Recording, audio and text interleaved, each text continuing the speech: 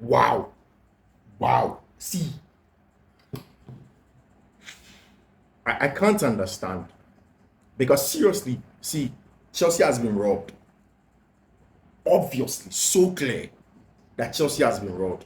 And in the first place, may shape two or three different things. First one, how is that even a clear and obvious foul for VAR to even intervene? Because referee who now, and referee says that the game had to go on, and then said that that was a goal. So how did the game turn from Chelsea winning by 3 goals to 2, and then all of a sudden the referee are throwing it back, they go to VAR, and then it is the decision has been overturned? Boy, I can't take this. To be very honest, this is a decision I personally can't take because see, Chelsea were winning the game. Second half, brilliant play, and see, if you're a Poch outer, this is one of the games where you look and you understand why I've consistently said that you don't just always call the manager clueless and want to sack him. There's more to it. See, welcome to Fiifi-Manfred on YouTube. If you are new to the channel, welcome. It's the best football tactical analysis channel. Subscribe to the channel if you're not subscribed. Turn on notification. Make sure you do share the link to everybody that loves football, Barca group, every other group. We give you the best of football tactical post-match analysis in there. So today, obviously, there have been a lot of games that have gone on. Liverpool have dropped points. West Ham United also drew against Liverpool, and that means that if Chelsea had won against Aston Villa today, Chelsea would go top of the team that's called Aston of West Ham United, and the chances of possibly playing in Europe becomes glaring and impossible for Chelsea because West Ham have played 2 more games than Chelsea. In midweek, Chelsea has a game against Tottenham Hotspur, and it gives them a very good chance at going very, very close to the top, and that's very, very important. And it sets the tone for that game where Chelsea Kokobo against Everton. Against Aston Villa, and especially off the back of that Arsenal loss, it was very important for Chelsea to go into this game and then show some mettle. And when the game started, off the back of BBA, because of course they ran in any sign of and everybody's eye is on the winners of the English Premier League, and Liverpool out of the conversation. Big chance for Chelsea at Villa Park. See, do not forget. Oh yeah, Poch outer. This is a game that you need to eat your humble pie. And maybe you need to reverse your thought about how much time Pochettino should be given to turn this team around. If you're a Poch outer, this is probably the game that you need to change your mind and then need to reverse your thought about how much time Pochettino needs to turn down this Chelsea team. But you see, let us start by giving the whole thing context. And first of all, the context of what happened to Chelsea away at Emirates. When Chelsea went on to play at Emirates against Arsenal, Chelsea were wallowed.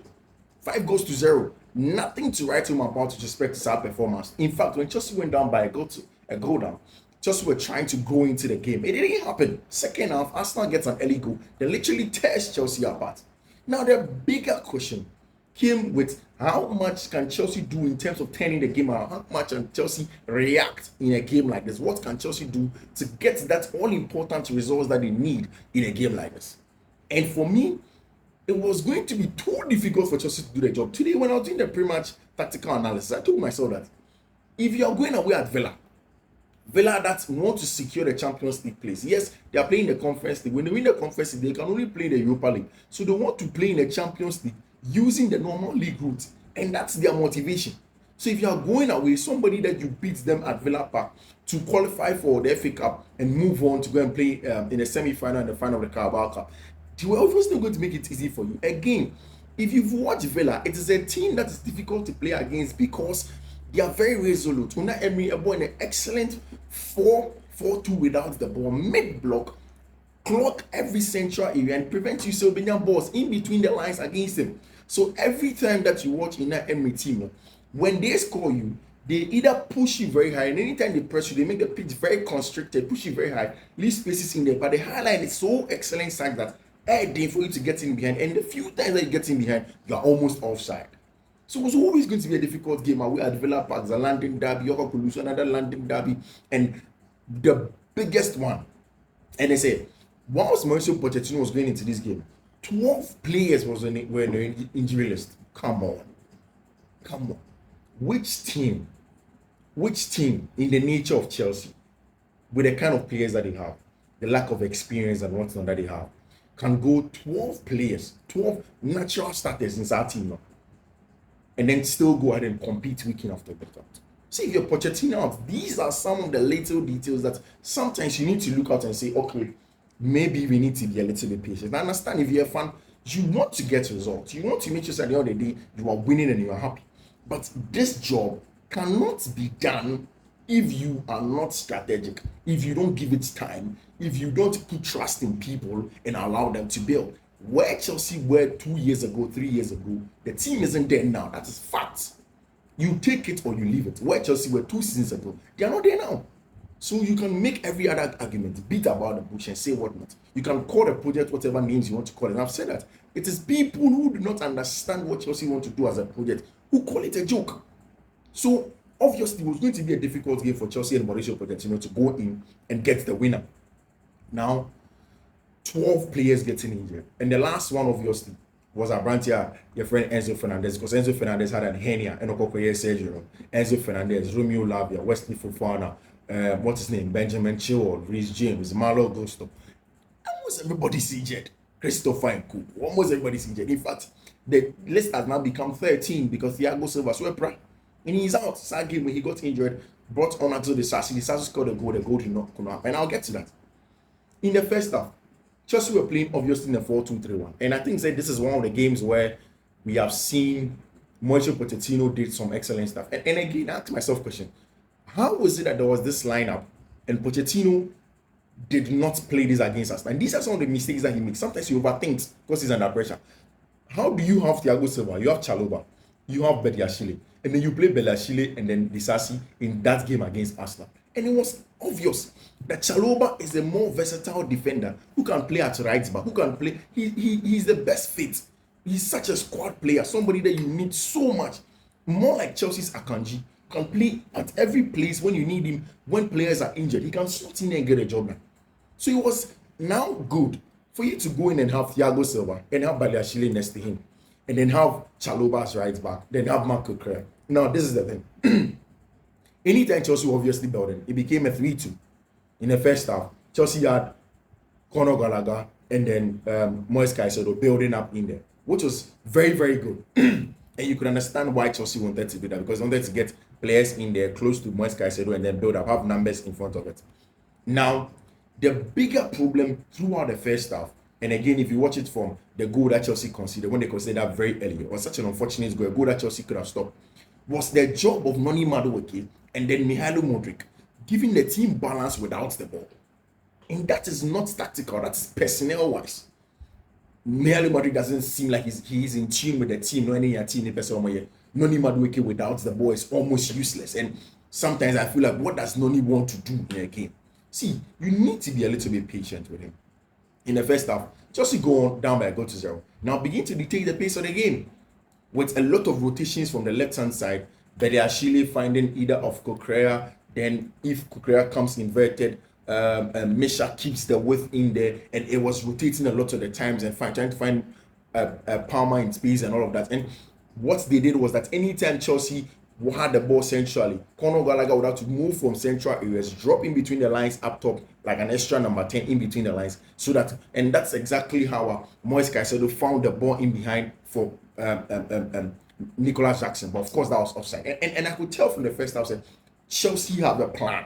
Chelsea have something in there that can make them turn this game around, and I could sense it. Now, again, Chelsea concede against the completely run of play. You can't even blame anybody. Chelsea come into the second half and they didn't have to re-strategize. They have to replay. They have to give in a plan. And this is where the whole season I've seen the in-game management of Mauricio Pochettino. In-game, tweaking of a game. He has been brilliant this one.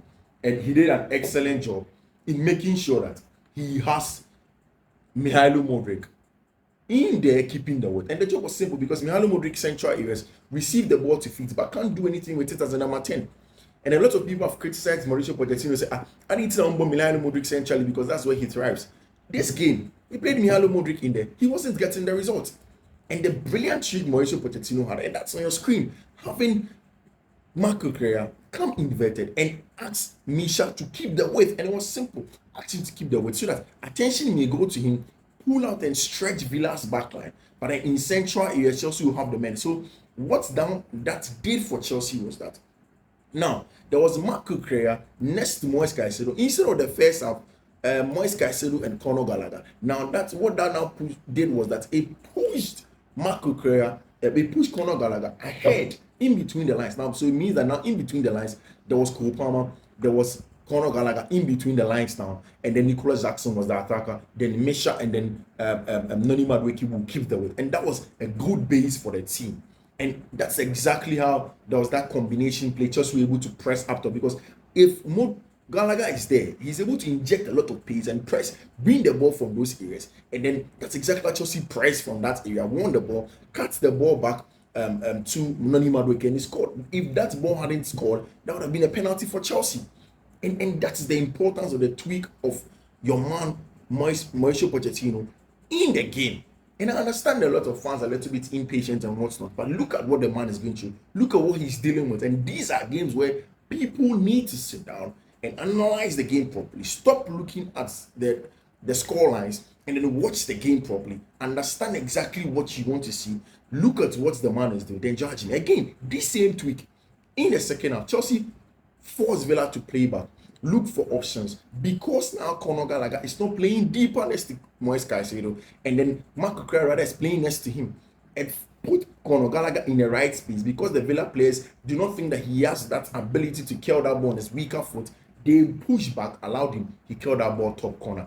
Brilliant display from your man that is called Mauricio Pochettino. Excellent in-game management, and of course the execution from players like Conor Gallagher was excellent as well. And another day where Conor Gallagher has proven that he deserves to be there.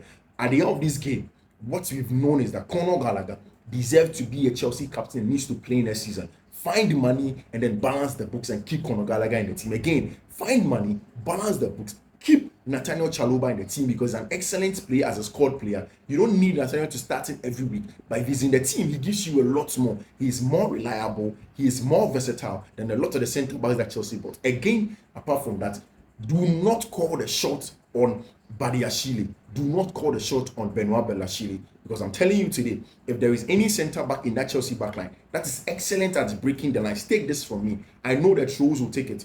But anybody that's excellent at breaking the lines, in between the lines, finding those passes, it is your man Benoit Badiashile, and he has that. He has that in him. He is excellent at that job.